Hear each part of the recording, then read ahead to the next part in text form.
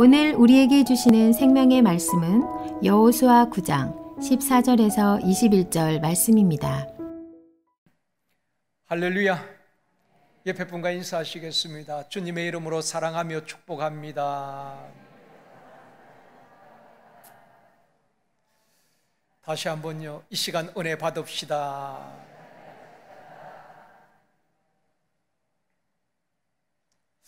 여러분은 지금까지 살아오시면서 거짓말 해보신 적이 있습니까? 저는 중학교 때에 거짓말을 했다가 매를 맞은 기억이 있습니다. 학교에서 중간고사, 기말고사 시험을 보면은 성적표를 나누어 주는데 그때는 반석차가 나오고 또 전교석차가 나왔어요. 반에서 70명 가운데 몇 등, 전교 680명 가운데 몇 등, 석차가 다 성적표 위에 기록이 되었습니다. 선생님은 성적표를 나누어 주면서 부모님께 보여드리고 부모님의 도장을 받아오게 했습니다. 한 번은 성적이 너무 떨어져서 이 성적표를 부모님께 보여드리면 야단을 맞을 것 같더라고요. 그래서 성적표를 보여드리지 아니하고 숨겼습니다. 어머니께서 성적표를 받지 않았냐 물으실 때에 받지 않았다고 거짓말을 했지요. 그런데 문제는 같은 학교 다니는 동네 여러 친구들이 있었거든요. 그 친구들은 부모님께 다 성적표를 보여드린 겁니다. 엄마들끼리 또 이야기하다 보니까 다른 친구들은 성적표를 부모님께 다 보여드렸기 때문에 어머님이 오시더니만 누구는 성적표를 갖고 왔는데 왜 너는 갖고 오지 않았느냐, 더 이상 변명할 수가 없었습니다. 그래서 제가 실토를 하고 숨겨두었던 성적표를 내다 드렸습니다. 그때 어머님께서 종아리를 걷으라고 하시면서 밖에 나가서 회초리를 가지고 오셨습니다. 그리고 제가 태어나서 가장 많이, 그리고 처음이자 마지막으로 종아리를 맞았습니다. 징계를 한 이후에 어머님께서 저를 품에 안으시고 통곡을 하시면서 하신 말씀이 지금까지도 기억이 납니다. 성적이 떨어진 것은 다음에 열심히 공부해서 다시 성적은 올라갈 수 있지만은 거짓말을 계속 하다 보면 습관이 되어지고 하나님 앞에 큰 죄를 범할 수 있다. 거짓은 하나님 앞에 큰 죄악이다. 훈계를 하셨습니다. 그 다음부터 거짓말 하지 않으려고 지금까지도 노력을 하고 있습니다. 인생을 살다 보면은 거짓말 할 때도 있고 또 거짓말 하는 사람에게 속을 때도 있습니다. 오늘은 가나안 정복의 영성으로 21번째 시간으로 정직으로 거짓을 정복하라 라는 제목으로 말씀을 드리려고 합니다. 오늘 말씀을 듣는 저와 여러분에게 하나님께서 정직한 영으로 우리를 새롭게 해주시기를 원합니다. 거짓된 마음과 거짓된 영들이 다 떠나가고 정직한 마음으로 새로워지기를 주님의 이름으로 축원합니다. 첫 번째로 기브온 사람들의 거짓말입니다. 이스라엘 백성들이 요단강을 건너고 여리고성을 정복하고 아이성을 정복하고 가나안 중부 지역을 밀고 들어오는 것입니다. 그러다 보니까 가나안 중부 지역에 있던 가나안 족속들이 위기감을 느끼게 된 것입니다. 1대1로 싸워서는 승산이 없다고 생각하고 동맹을 하게 됩니다. 가나안 족속들이 동맹을 해서 이스라엘과 싸우려고 합니다. 그때에 동맹에 가담하지 않았던 한 부족이 있었는데 기브온 족속입니다. 기브온 족속들은 하나님이 함께 하시는 그 이스라엘 사람들이 난공불락의 여리고를 무너뜨리고 아이를 정복했기 때문에 그들과 싸워서는 우리가 결코 이길 수가 없다. 그래서 그들이 선택한 것은 항복하는 것으로 결론을 내리게 되는 것입니다. 그래서 기브온 사람들은 먼 지방에서 온 것처럼 위장을 하게 되는 것입니다. 찢어진 가죽 부대와 낡은 신발, 떨어진 옷을 입고 떡은 곰팡이가 다 서러 있습니다. 그것을 보여주면서 우리는 먼 나라에서 온 사람이다. 이스라엘 당신들과 화친하기를 원한다라고 제안을 하게 되는 것입니다. 이 말씀의 근거는 신명기 20장에 근거한 것입니다. 신명기 20장에 보면은 하나님께서 이스라엘 백성들이 광야에 있을 때에 모세를 통하여서 이스라엘 백성들에게 명령하셨습니다. 너희들이 광야 생활을 마치고 가나안 땅에 들어가면은 가나안 땅에 있는 원주민들, 가나안 족속들, 그러니까 헷 족속, 아모리 족속, 가나안 족속, 브리스 족속, 히위 족속, 여부스 족속, 이런 가나안 원주민들을 다 진멸하라는 것입니다. 왜 그런가 하면은 가나안 족속들을 그대로 두고 이스라엘 백성들을 정착하게 하면은 이스라엘 백성들이 가나안 사람들이 섬기는 신들을 섬기게 되어지고 하나님을 떠날 것이 분명하기 때문에 하나님께서는 가나안 원주민들을 다 진멸하라고 명령을 하신 것입니다. 그러면서 하나님께서 또 주신 말씀이 가나안 땅 밖에 있는 먼 나라에 있는 사람들이 항복을 하면은 그들과는 화친을 해도 좋다고 하나님께서 허락을 하신 것입니다. 가나안 땅에 있는 원주민들은 다 진멸해야 되지만은 가나안 땅 밖에 있는 사람과는 화친을 할 수 있었던 것입니다. 이 사실을 기브온 사람들이 알았던 것 같습니다. 그래서 위장을 하고 우리는 먼 나라에서 왔다라고 이야기하게 되는 것입니다. 기브온 주민들은 히위 족속입니다. 그러니까 당연히 진멸당해야 될 대상인 것입니다. 가나안 원주민이기 때문에. 그런데 기브온 사람들은 먼 나라에서 온 것처럼 위장하고 거짓말하며 이스라엘과 화친 조약을 맺게 된 것입니다. 성경은 여기에 대해서 이렇게 말씀을 하고 있습니다. 오늘 본문 14절, 15절 말씀입니다. 같이 읽겠습니다.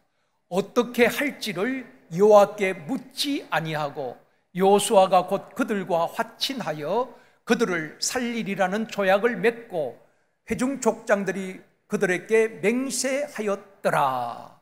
어떻게 할지 하나님께 묻지 아니하고 여호수아는 기브온 사람들과 화친 조약을 맺게 되는 것입니다. 문제는 시간이 지난 다음에 사사시대에 보면은 이 가나안 족속, 남겨둔 가나안 족속으로 인하여서 이스라엘이 굉장히 어려움을 겪게 되는 것입니다.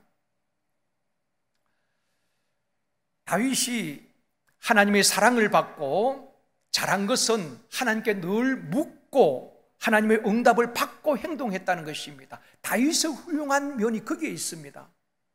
뭐 큰 일을 한 것이 아니라 다윗은 어떤 일이든 하나님 앞에 묻고 응답을 받고 또 움직이게 되었던 것입니다.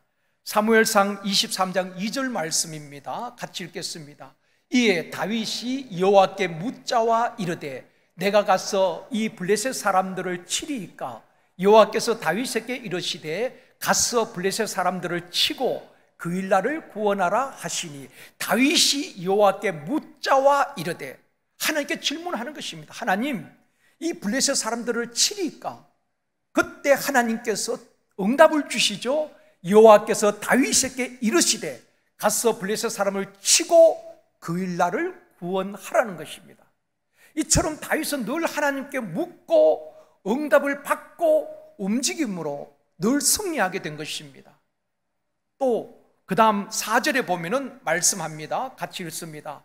다윗이 여호와께 다시 묻자온대 여호와께서 대답하여 이르시되 일어나 그 일나로 내려가라 내가 블레셋 사람들을 내 손에 넘기리라 하신지라. 다윗이 여호와께 다시 묻자온대 또다시 하나님 어떻게 할까요? 그럴 때 하나님께서 대답하시는 것입니다. 일어나 그 일나로 내려가서 블레셋 사람의 손에서 그 일날을 구원하라. 블레셋 사람들을 내 손에 넘겨주었다. 이처럼 다윗은 늘 하나님께 묻고 응답받고 움직일 때 백전백승을 하게 된 것입니다. 오늘 우리 할렐루야 찬양대에서 그렇게 찬양을 하셨죠. 큰 슬픔에 잠기고 또 낙심할 때에 주 우리 기도 소리 곧 들어주시네 찬양하셨죠? 여러분, 하나님이 살아계신 확실한 증거가 무엇입니까? 기도 응답입니다. 죽은 신은 응답할 수 없죠. 우상은 눈이 있어도 보지 못하고 귀가 있어도 듣지 못하고 입이 있어도 말하지 못한다고 했습니다.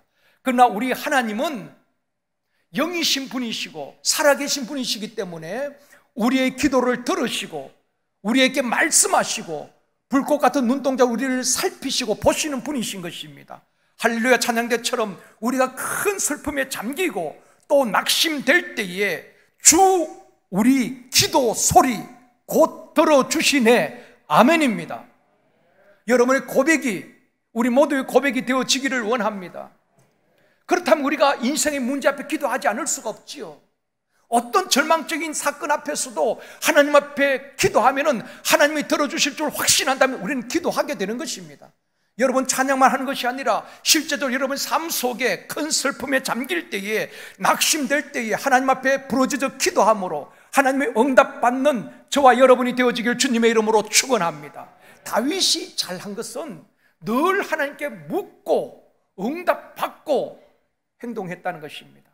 그런데 우리는 기도하지 않는 것이 아닙니다. 기도하지만은 하나님의 사인이 떨어지기 전에 우리가 먼저 움직이는 것입니다. 그리고 문제가 생기면은 하나님의 탓으로 원망하기도 하는 것입니다. 하나님은 완전하신 분입니다. 그분은 실수가 없으신 분입니다.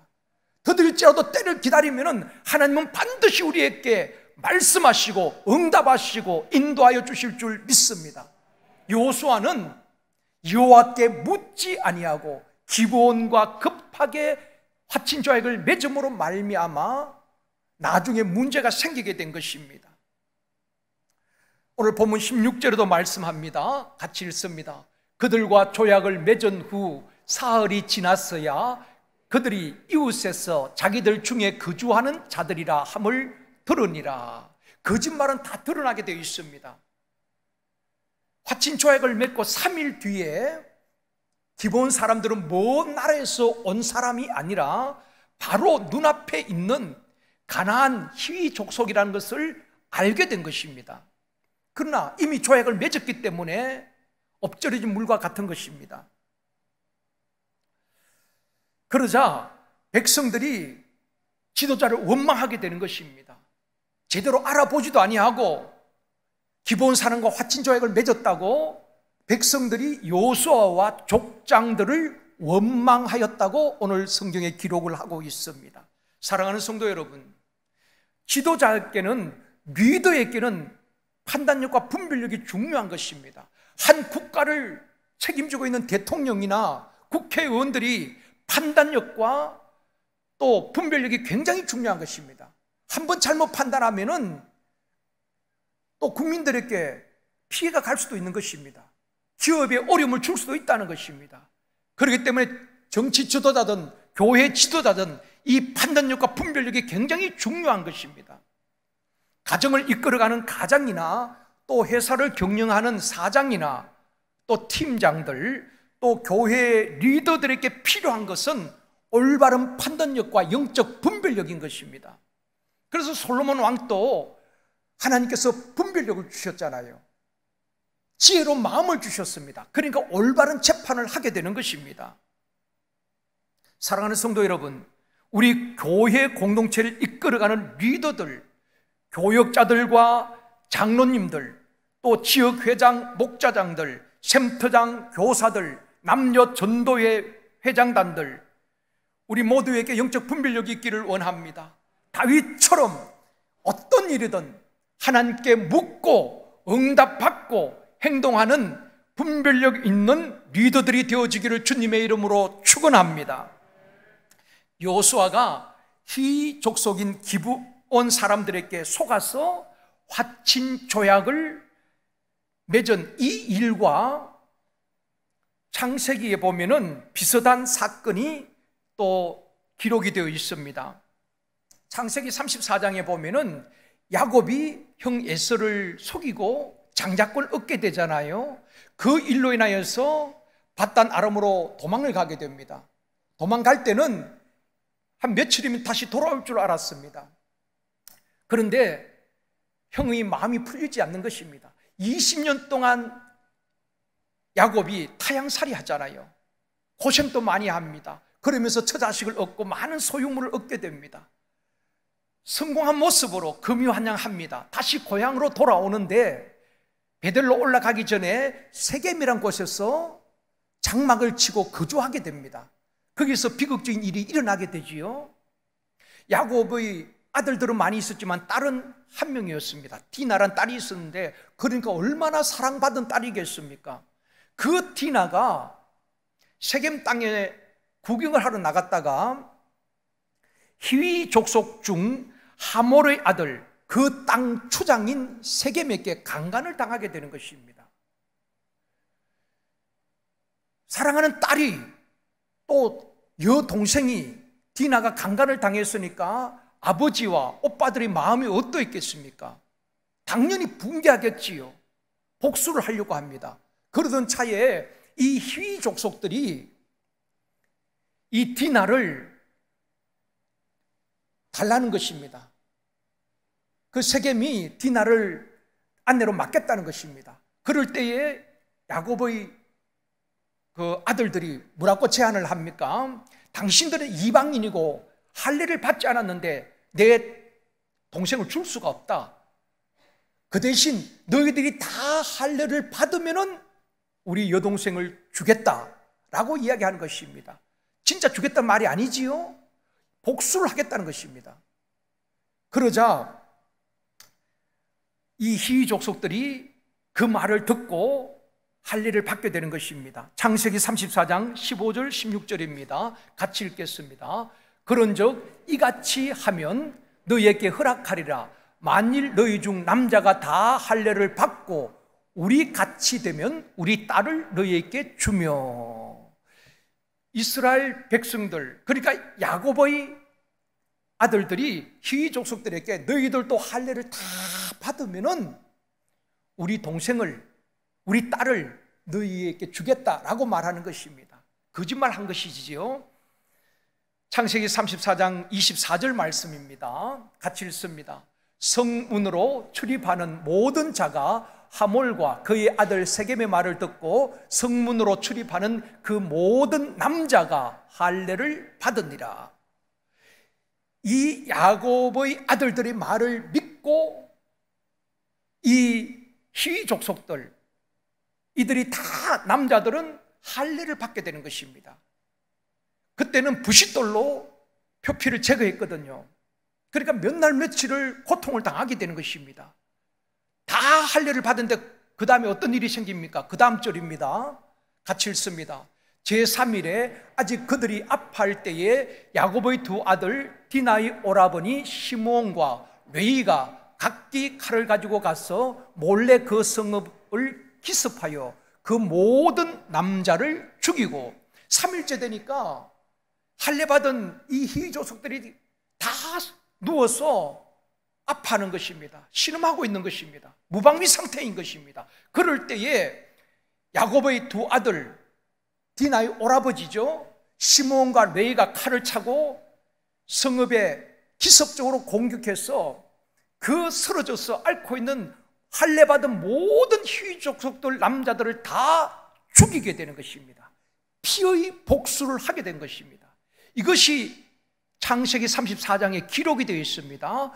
그 사건 이후에 500년 세월이 흘렀는데 오늘 본문의 내용인 것입니다.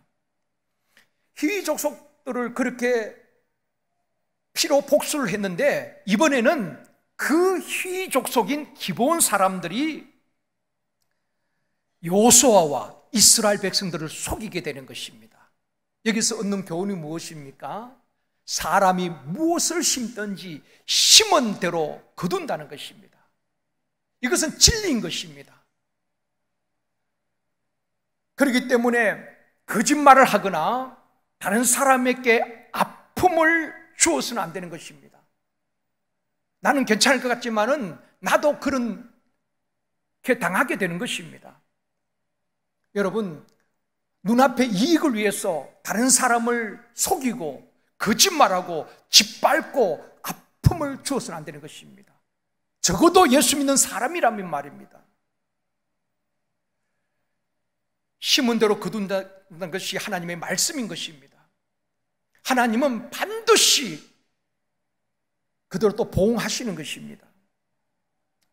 기본 사람들은 먼 나라에서 온 것처럼 위장하고 거짓말하여서 화친 조약을 맺게 되는데, 성경은 여호수아가 하나님께 묻지 않고 기브온 사람의 말만 믿었다가 속게 되었다라고 말씀을 하고 있습니다.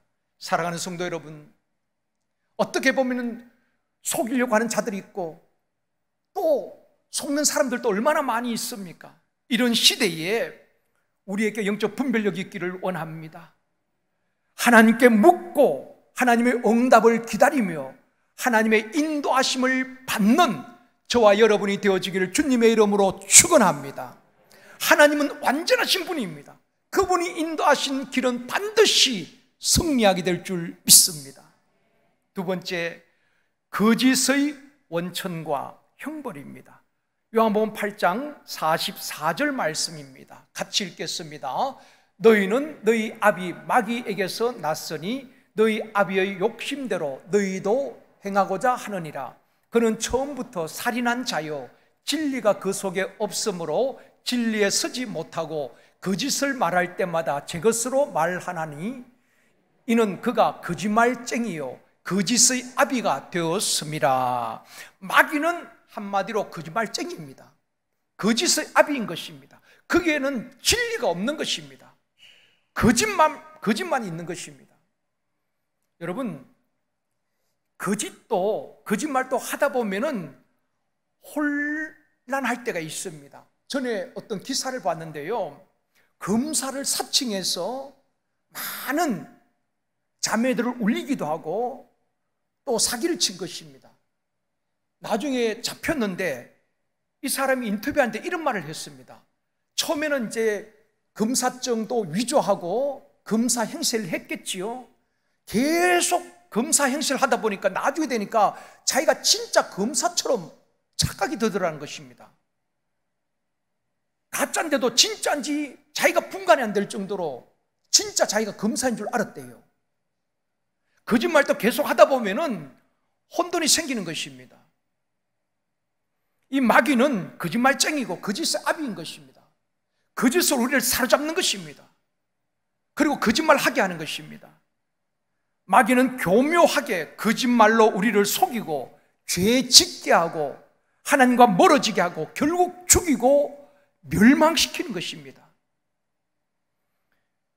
거짓말쟁이인 마귀는 아담과 하와를 속였죠. 그리고 하나님과 멀어지게 한 것입니다. 성경에 가장 불행한 가정, 부부를 꼽으라면은 아나니아와 삽비라 부부가 아닌가 생각되어집니다. 왜냐하면은 사도행전 2장 이후에 보면은 성령 받은 사람들이 가치관이 바뀌어졌습니다. 그래서 밭이 있고 소유물이 있는 사람들은 다 자기 것을 사도들 앞에 가져다 놓습니다.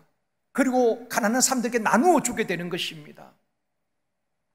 그때에 이 아나니아와 삽비라도 자기 소유를 팔았습니다. 그리고 얼마를 감추고 전부라고 거짓말하고 베드로 앞에 갖다 준 것입니다. 누가 바치려고 한 것도 아닙니다. 이 아나니아 삽비라 부부는 자기 소유물을 팔아서 교회에 헌금을 하고도 거짓말함으로 저주를 받아 죽음을 당한 참 불행한 가정이었습니다.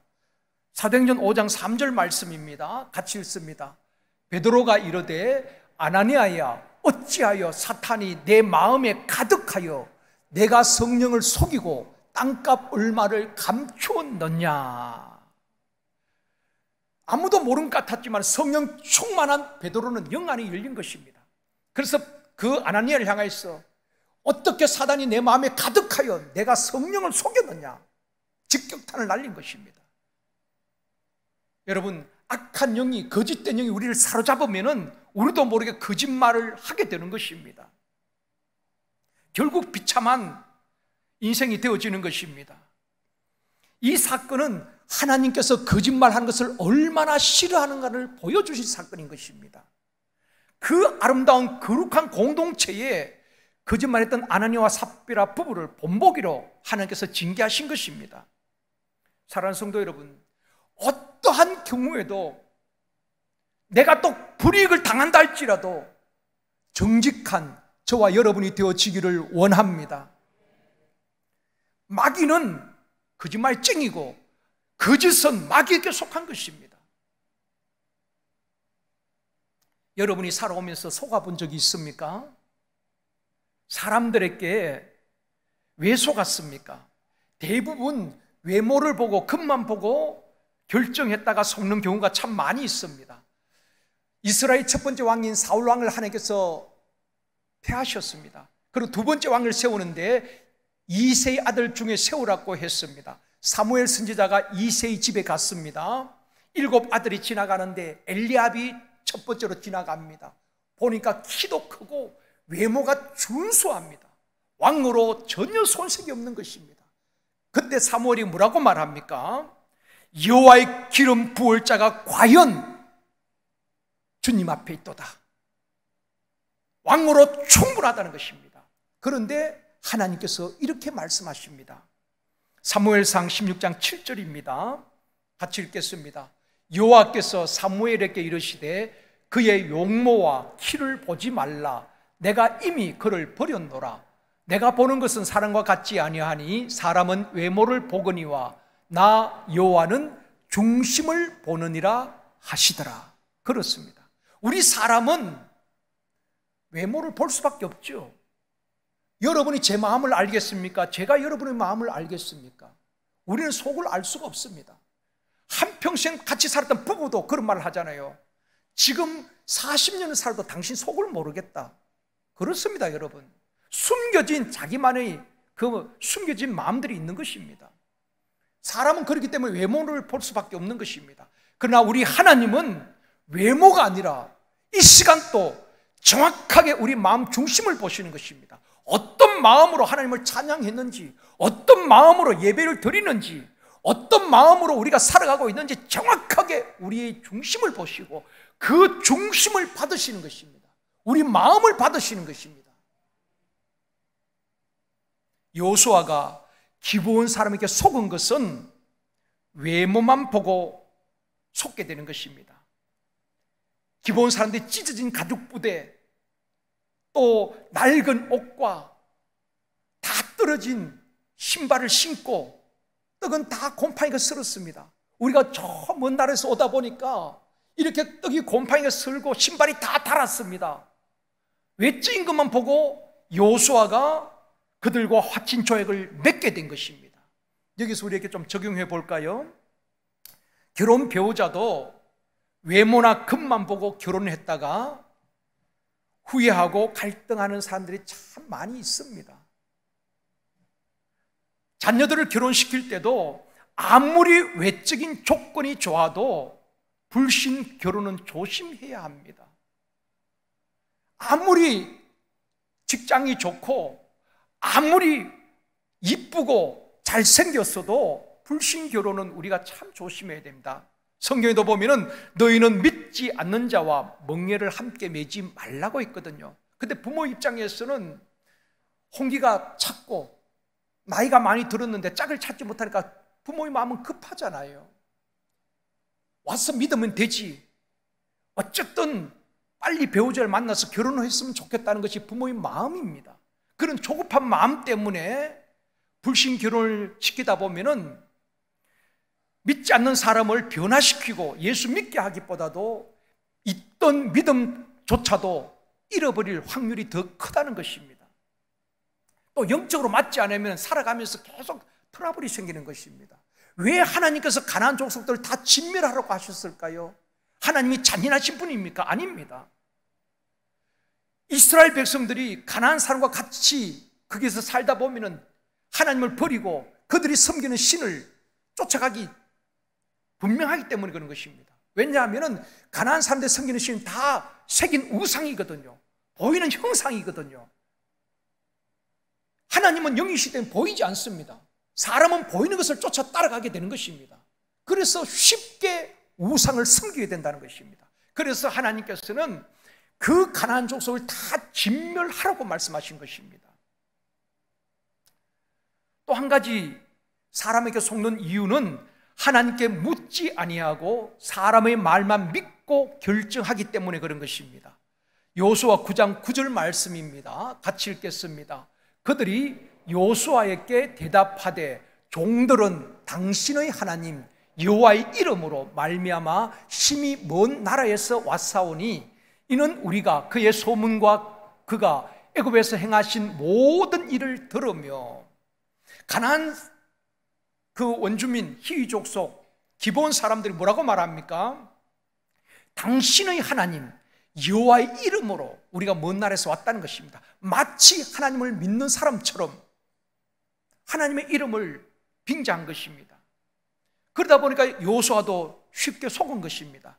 오늘날 또 보면은 교회도 이런 일들이 일어납니다. 자신을 목사라고 또 장로라고 예수 믿는 사람이라고 교회 다닌다고 위장을 하고 교회에 들어와서 성도들을 속이고 여기저기 돈을 빌리고 사기친 그런 일들도 가끔 교회마다 일어나기도 하는 것입니다. 사기꾼들이 여러분 말을 얼마나 잘합니까? 그렇기 때문에 속는 것도 아니겠습니까? 그렇기 때문에 저와 여러분에게 영적 분별력이 있어야 되는 것입니다. 이 영적 분별력은 하나님이 주시는 것입니다. 솔로몬이 일천 번제 드릴 때 하나님께서 내가 너에게 무엇을 줄고 솔로몬이 딴 거 구하지 않았습니다. 이 백성을 잘 다스릴 수 있도록 지혜로운 마음을 구하지요. 그게 분별력인 것입니다. 하나님께서 지혜를 주시고 분별력을 주시니까 솔로몬이 정확하게 재판을 하잖아요. 사랑하는 성도 여러분, 하나님께서 저와 여러분께 분별력을 주시기를 원합니다. 그래야지 마귀에게 속지 않는다 이 말입니다. 속이려고 하는 사람들이 얼마나 머리가 뛰어난지 모릅니다. 그래서 보이스피싱도 계속 진화하잖아요. 계속 법적으로 막으면은 그들은 계속 그것만 또 연구해서 어떻게 하면 사람을 속일까? 그게 마귀인 것입니다. 여러분, 사람의 말은 우리가 잘 분별해야 되는 것입니다. 사람의 말은 진리가 아닙니다. 누구든지 마찬가지입니다. 저도 만약에 제가 어려움이 있다면은 제게 불리한 것은 다 이야기하지 않고 유리한 것만 이야기할 것입니다. 사람이 다 그렇잖아요. 그래서 그 사람 말을 들어보면은 그 사람은 아무 잘못이 없어요. 상대방이 참 못된 사람이에요. 그렇기 때문에 말은 양쪽 다 들어봐야 되는 것입니다. 다 자기 입장에서 이야기하기 때문에 그런 것입니다. 하나님의 말씀 외에는 진리가 없습니다, 여러분. 그렇기 때문에 우리가 붙들어야 될 것은 하나님의 말씀인 줄 믿습니다. 우리가 믿을 분은 오직 여호와 하나님이신 것입니다. 그분은 우리를 속이지 않습니다. 그분은 완전하신 분입니다. 지난 수요일 날 어떤 권사님께서 이제 수요 나파 기도회 하기 전에 이제 제가 일찍 오신 권사님 집사님들 이제 인사를 합니다. 한 주간 어떻게 지내셨는지 안부도 묻고 인사를 쭉 하는데 한 권사님이 저를 보시더니만 그렇게 말씀하시는 것입니다. 목사님, 살 다 어떻게 했어요? 살을 어디다 다 버렸어요? 제가 당황했습니다. 권사님이 살을 팔아서 우리한테 준 적이 없거든요. 그리고 교회에서 성미를 준 적도 없습니다. 그런데 살을 다 버렸다 그러니까 제가 순간 당황을 했어요. 그래서 저희들은 뭐 살이 떨어지면은 가게에서 20kg 사다가 이렇게 먹는데 살을 받은 적이 없는데 어디다 버렸다고 그렇게 말씀하시는가? 그러니까 그 다음에 이제 권사님이 저를 보면서 다시 말씀하시는 것입니다. 목사님, 뱃살을 어디에다 다 버리고 그렇게 홀쭉해 졌어요. 그렇게 말씀하시는 것입니다. 이 뱃살을 어디다 다 버리고 홀쭉해 졌느냐? 그 살이 이 살이더라고요. 그래서 사람의 말은 끝까지 들어봐야 되는구나. 그리고 분별을 잘해야 되겠구나. 앞에 것만 들으니까 제가 얼마나 당황했는지 모릅니다. 저는 버리는 거 참 싫어하거든요. 더군다나 성미를 만약 버렸다면 그거 얼마나 큰 잘못입니까? 근데 살을 버렸다 그러니까 그건 이 살을 버렸다는 말입니다. 이 살. 저는 살 이 발음이 안 됩니다만은 성경에 보면은 거짓말에는 반드시 형벌이 따른다고 잠언에 말하고 있습니다. 엘리사의 종 게하시가 거짓말하다가 나중에 나병에 걸리게 되지요. 또 다윗은 시편 55편 23절에서 이렇게 고백합니다. 같이 읽겠습니다. 하나님이여 주께서 그들로 파멸의 웅덩이에 빠지게 하시리이다. 피를 흘리게 하며 속이는 자들은 그들의 날에 반도 살지 못할 것이나 나는 주를 의지하리이다. 다윗은 참 많은 사람들이 다윗을 얼마나 많이 속였습니까? 속이려고 하는 사람들이 얼마나 많이 있었습니까? 다윗은 그렇게 고백하는 것입니다. 남에게 피를 흘리게 하고 속이는 자는 하나님께서 파멸의 웅덩이에 던질 뿐 아니라 그들의 날수를 채우지 못하도록 하나님께서 그들을 치신다는 것입니다. 사랑하는 성도 여러분, 거짓말 하지 아니하고 정직한 삶을 살아갈 수 있기를 원합니다. 어떻게 보면은 이 시대에 정직하게 살다 보면 오히려 당할 수도 있습니다. 오히려 이용당하기도 하고 물질적인 손해를 보기도 합니다. 그런데 우리 하나님께서는 그렇게 말씀하시네요. 오리를 가자면 십리를 가고 겉옷을 달라면 속옷까지 주라는 것입니다. 이 말이 무슨 말입니까? 손해볼 각오하라는 것입니다. 그럴지라도 정직하게 살아야 하는 것입니다. 하나님은 정직한 자에게 은혜를 베푸시는 줄 믿습니다. 우리 모두에게 하나님께서 정직의 영을 부어주시기를 원합니다. 또한 거짓말쟁이 마귀에게 속지 않도록 하나님의 선하시고 기뻐하시고 온전한 뜻을 분별할 수 있는 영적 분별력이 있기를 주님의 이름으로 축원합니다. 세 번째로, 정직으로 거짓을 정복하라. 어떻게 우리가 거짓을 정복할 수 있을까요? 마귀는 끊임없이 우리에게 거짓된 영으로 우리를 사로잡으려고 하는 것입니다. 그래서 아나니아에게, 아나니아야, 사단이 내 마음에 가득하다 그랬거든요. 우리의 마음속에 정직한 영으로 가득하고 충만하기를 원합니다.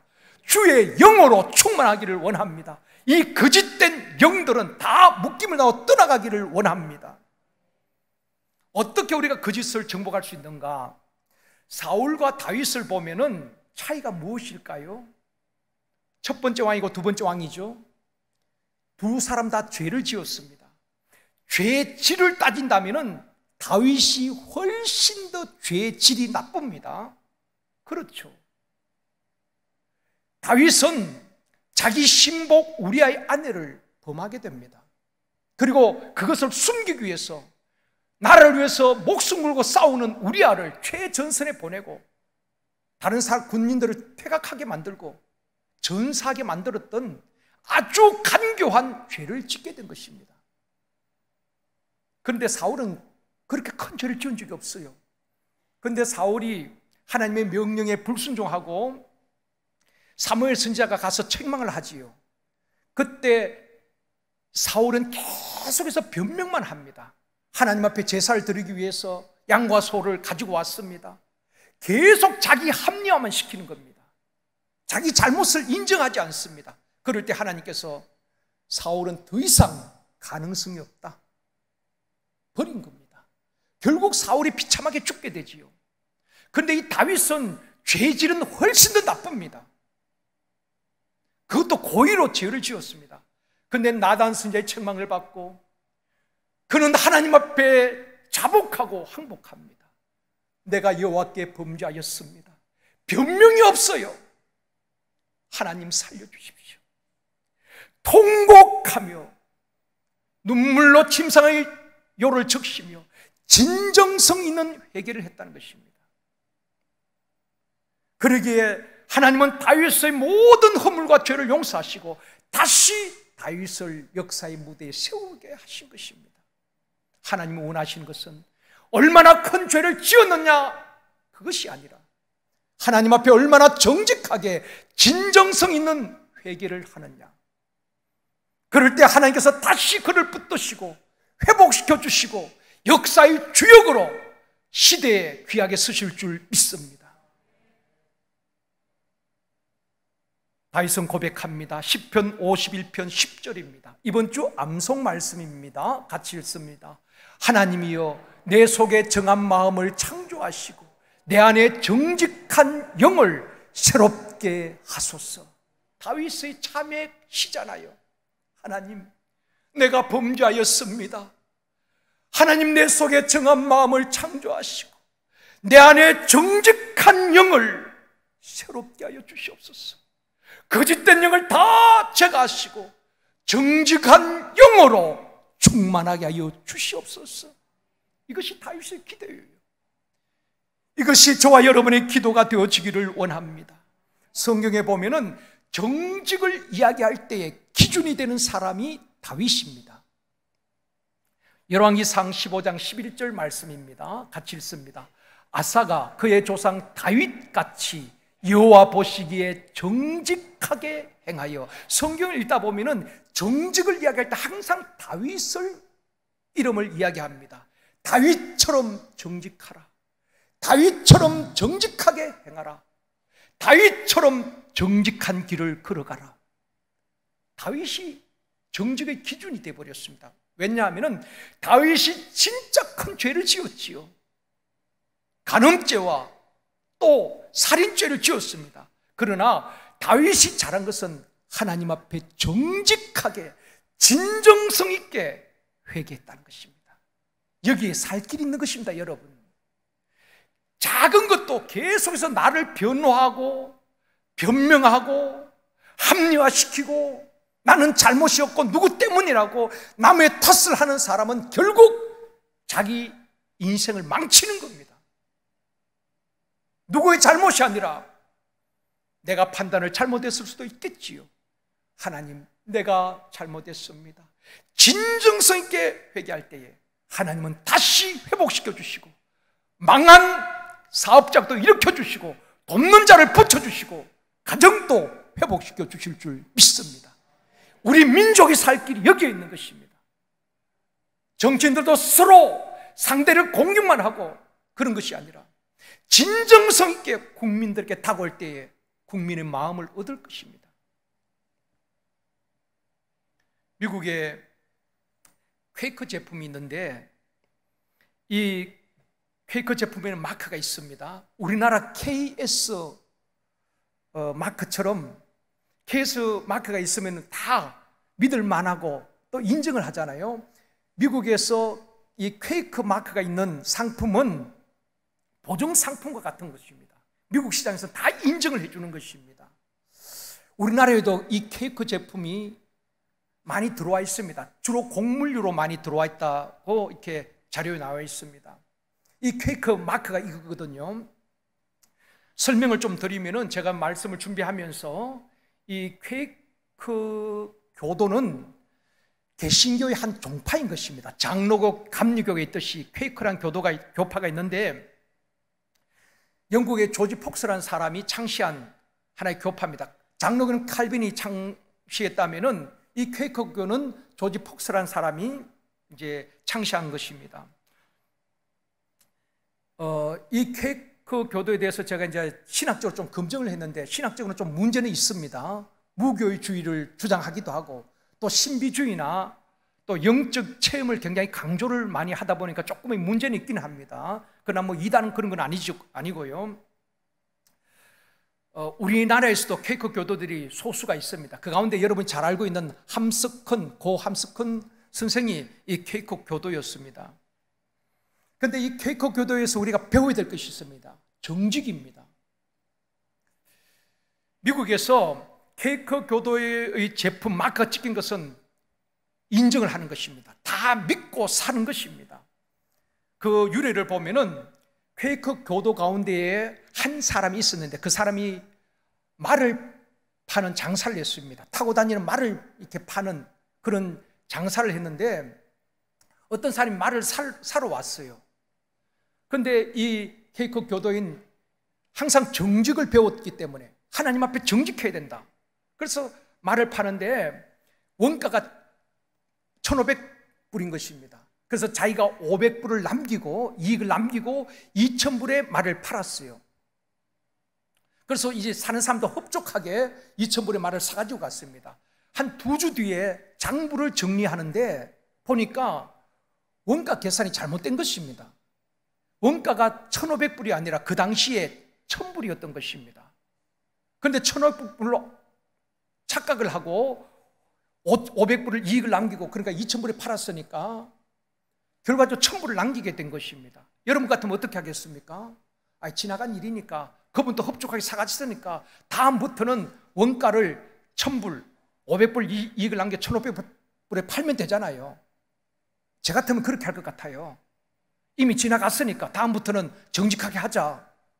여러분은 아닌 것처럼 그냥 마스크 끼고 그렇게 계신 것 같은데, 저나 여러분은 속 뻔한 건 아니겠습니까? 혹 안 그런 분들도 분명히 있을 겁니다. 이왕 팔았고 그랬으니까 다음부터 우리가 정직하게 팔자. 내가 몰라서 그랬으니까, 속이려고 한 것이 아니었으니까 그렇게 합리화시킬 수도 있었을 것입니다.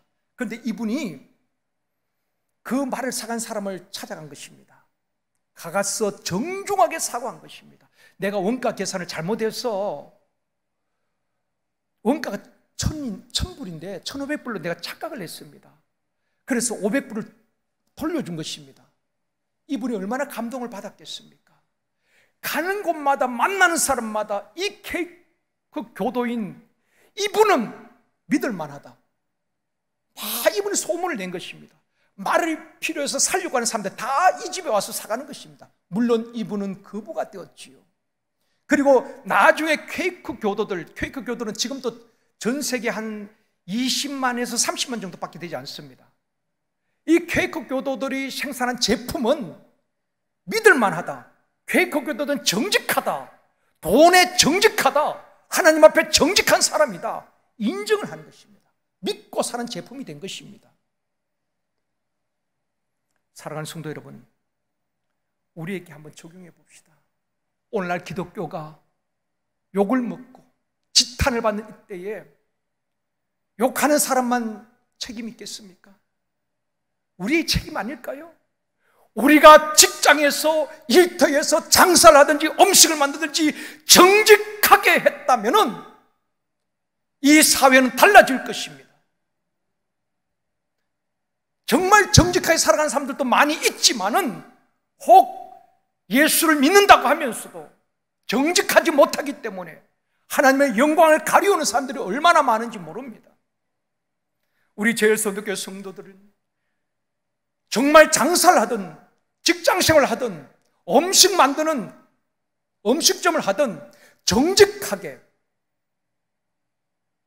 음식을 만들고 장사를 하고 하나님 앞에 부끄럽지 않는 삶을 살아갈 수 있기를 원합니다. 그 사람을 알려면 2가지를 맡겨보라 그랬습니다. 일을 맡겨보고 돈을 맡겨보라 그랬습니다. 일에 남이 보지 않든 보든 정직하고 성실하게 일하는 사람 틀림없습니다. 돈도 깨끗하고 돈에 정직하면 그 사람 믿을 만한 것입니다. 그 사람이 아무리 기도를 많이 하고 새벽에 와서 난리를 쳐도 돈에 깨끗하지 못한 사람은 믿을 만한 사람이 못 되는 겁니다. 여러분, 어떤 일을 하든지 교회 재정을 맡든지 아니면 여러분 어떤 직장에서 재정을 맡든지 하나님 앞에 깨끗하고 정직하게 일과 또한 재물에 있어서 하나님 앞과 사람 앞에서 정직하고 깨끗한 저와 여러분이 되어지기를 원합니다. 성경에 보면 하나님은 정직한 자에게 은혜를 베푸시고 정직한 자는 하나님의 얼굴을 배우리라고 말하고 있습니다. 하나님의 얼굴을 돌이키는 것이 아니라 정직한 자를 향해서 하나님께서 얼굴을 보신다는 것입니다. 그들을 축복하시고 은혜 베풀어 주실 줄 믿습니다. 사랑하는 성도 여러분, 거짓은 마귀에게 속한 것입니다. 어떤 위기 상황에서 거짓말로 도피처로 삼지 말고, 내가 잘못했으면은 자녀들 앞에도 누구 앞에도 내가 잘못했습니다, 말에 실수를 했습니다, 용서해 주세요, 그게 진짜 용기 있는 사람이라고 저는 생각합니다. 오히려 자기를 변호하고 남의 탓으로 돌린 것은 비겁한 겁니다. 우리 예수 믿는 사람들부터라도 그렇게 좀 정직하게 살아갑시다. 마귀가 판을 치는 이 세상, 거짓이 난무한 이때에 정직한 영을 우리에게 부어주시고 정직으로 거짓을 정복하며 세상을 리드하는 참된 그리스도인들, 바로 저와 여러분이 되어지기를 주님의 이름으로 축원합니다.